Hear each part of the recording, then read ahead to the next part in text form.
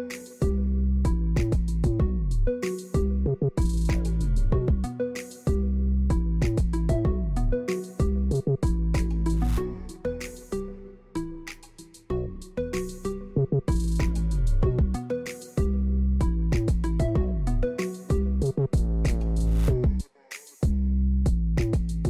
countdown to the Grand Mastermani Costume and Float Parade is almost over with just one more day to go.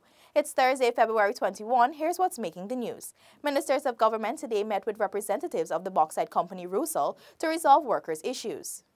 The team, consisting of Ministers of State Joseph Harmon, Social Protection Amna Ali, and Keith Scott, and Natural Resources Raphael Trotman, accompanied by Chief Labour Officer Charles Ogle, at the Office of the Presidency meeting earlier today. Actually, we've had our first engagement with the representatives of Rusal, and I think that we had some very interesting discussions.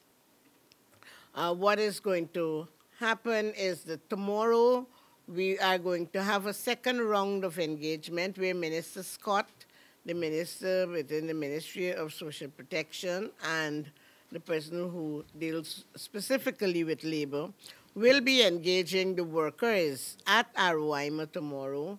In addition, Minister Ali says company representatives of Rusal in Guyana, Vladimir Permyakov, and Director of Alumina and Bauxite Department, Sergei Kostyuk, have committed to reaching an amicable resolution to the day-old labor fallout. Executive will be taking this matter to their principals, have a discussion with them, and then they will get back to us. Meanwhile, we are continuing our engagements on the ground with other workers.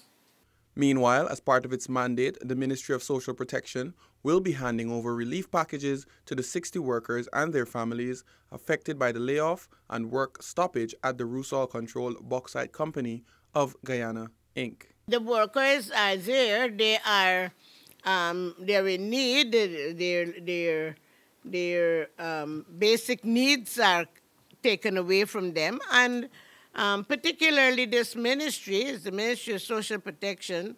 We are a caring government, we're a caring ministry, and we have to find a way of giving support to the workers. The Guyana Elections Commission, GECOM, is assuring that there will be no hindrances moving into elections mode when the date is announced. While appearing on the National Communications Network program Context, GECOM Commissioner Vincent Alexander explained that until the Commission is advised on an election date, it will be working with its 2019 program, which includes the claims and objections period and house-to-house registration. The pursuit of the 2019 program would not inhibit GECOM's preparation for elections when that date is announced, because a major element of the preparation for elections would be the preparation of a list.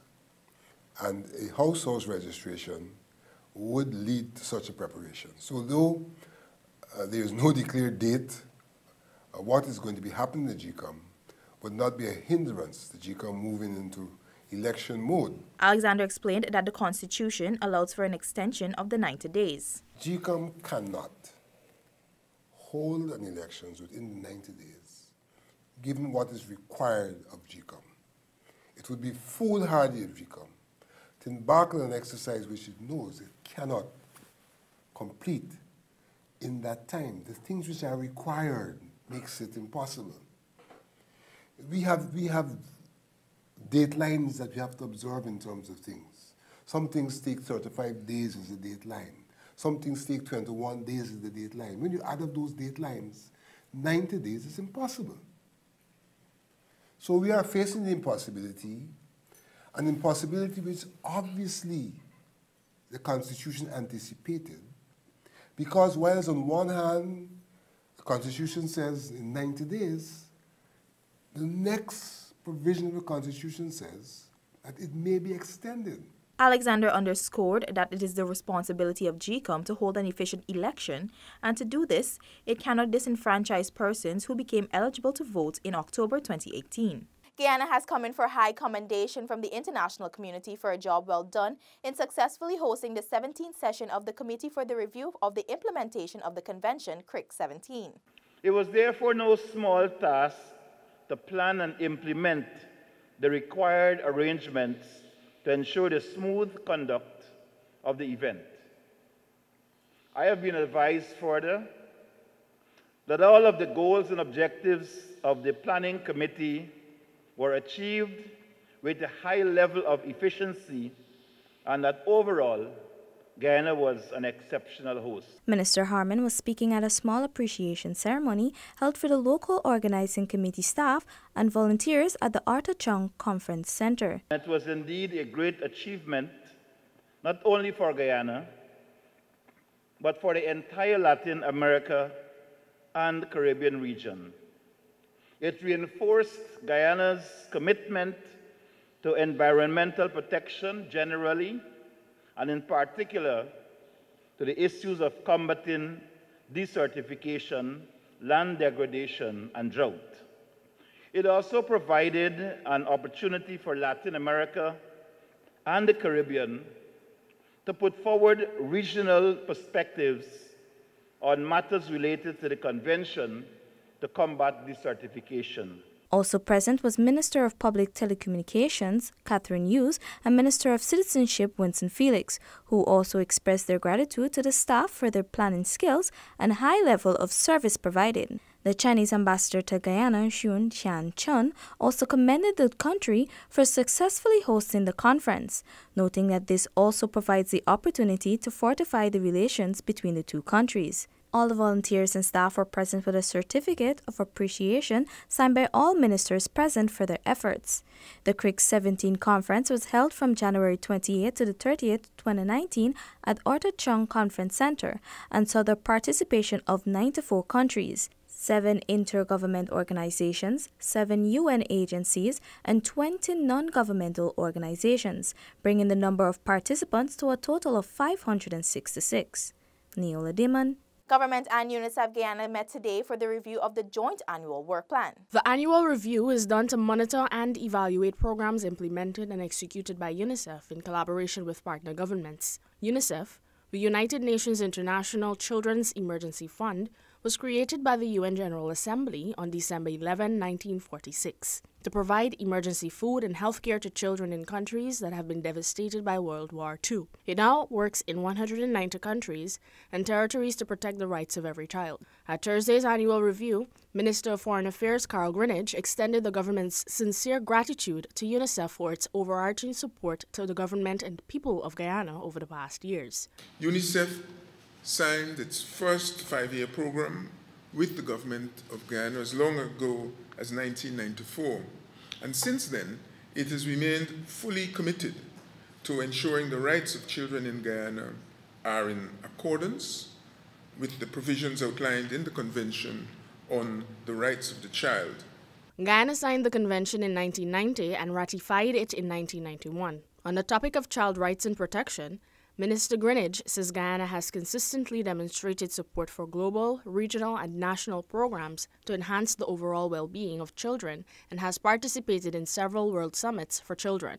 Legislation-wise, he says the coalition government has been working. The government of Guyana has been consolidating the legal architecture for comprehensive child protection and family law through the passage of a number of pertinent pieces of legislation, including the Status of the Child Act, or the Status of Children Act, the Child Protection Act, the Adoption of Children Act, the Sexual Offences Act, and the Custody, Contact, Guardianship, and Maintenance Act, Countering Trafficking in Persons Act, and most recently, a National Child Care Labour Policy to guard against child labour. Reporting for InfoHub, Kippany Jordan. 3,000 jobs to be created by teleperformance over the next 2 years, and Street Fair creates buzz. The details of these stories and more when we return.